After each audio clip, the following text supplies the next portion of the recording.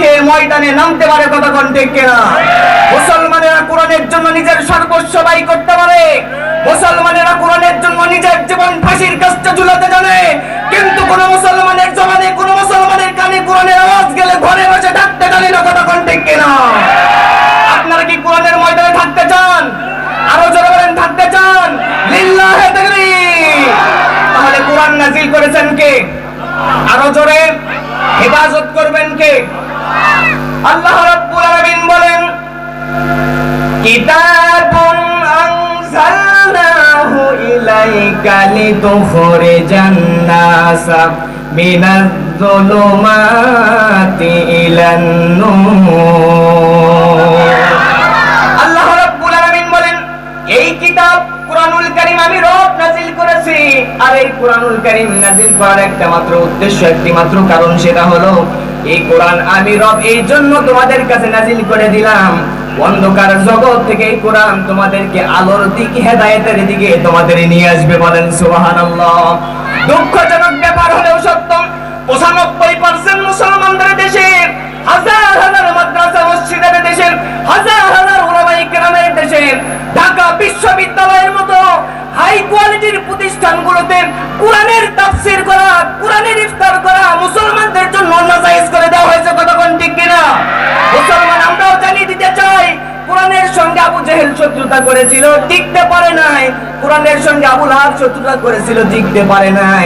আজকেও যারা কোরআনের গায়ে আগুন লাগাবে, কোরআনের গায়ে হাত দেবে, কোরআনের অনুষ্ঠান বন্ধ করে দিবে, 144 ধারা জারি করবে, বাংলার ইতিহাস থেকেও তারা চিরদিনের মতো মুছে যাবে, ঠিক কিনা? প্রয়োজনে মুসলমান কোরআনের জন্য ময়দানে নামবো, জীবন দিব, বড় হুজুরের মতো কারাবরণ ভোগ করব, তবু কোরআনের শত্রুদের কাছে মাথা নত করব না।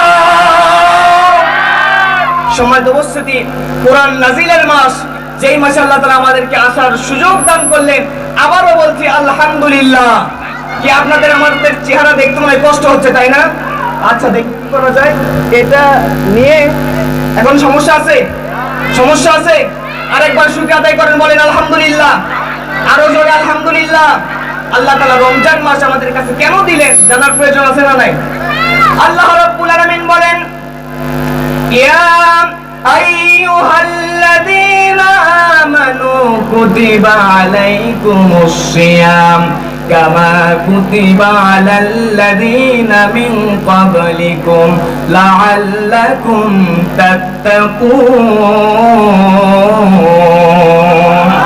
আল্লাহ রাব্বুল আলামিন বলেন, এই কুরআনুল কারীমের ভিতরে আমি রব জানায়া দিলাম, হে পৃথিবীর ঈমানদারেরা, হে পৃথিবীর মুমিনেরা, তোমরা শুনে রাখো, তোমরা জেনে রাখো, আমি রব তোমাদের মাঝে রমজান মাসের রোজাকে লিপিবদ্ধ করে দিলাম, লিখিত আকারে করে দিলাম, যাতে করে তোমরা এই পৃথিবীতে মুত্তাকি মুমিন বান্দা হতে পারো। বলেন সুবহানাল্লাহ। ইসলামের দ্বিতীয়, আলহামদুলিল্লাহ, মামার দোয়ায় কিছুক্ষণ কথা বলার সুযোগ পেয়েছিলাম। মামার জন্য আপনারা দোয়া করবেন, আল্লাহ তাআলা যেন আমাদের এলাকার, আমাদের জেলার, আমাদের থানার আইডল মাওলানা গোলাম রব্বানী সাহেবকে আপনারা ভালোবাসেন তো ইনশাআল্লাহ? আল্লাহ তাআলা যেন আমার মামাকে, আমাদের এই আইডলকে, যেন আমাদের এলাকার অহংকারকে কিয়ামত পর্যন্ত এই কোরআনের খেদমত করবার তৌফিক দান করেন, বলেন আমিন। আল্লাহ তাআলা মামাকে কোরআনের বরকতে কবুল করুন, তার ভাগিনা মাওলানা শেখ আবু ইউসুফ ভাইকেও কবুল করুন, বলেন আমিন। এই বলে আমার কথাগুলো শেষ করলাম। ছোট মানুষ দোয়া চাই, ওমা আলাইনা ইল্লাল বালাগ। আসসালামু আলাইকুম ওয়া রাহমাতুল্লাহি ওয়া বারাকাতুহু। আলহামদুলিল্লাহ।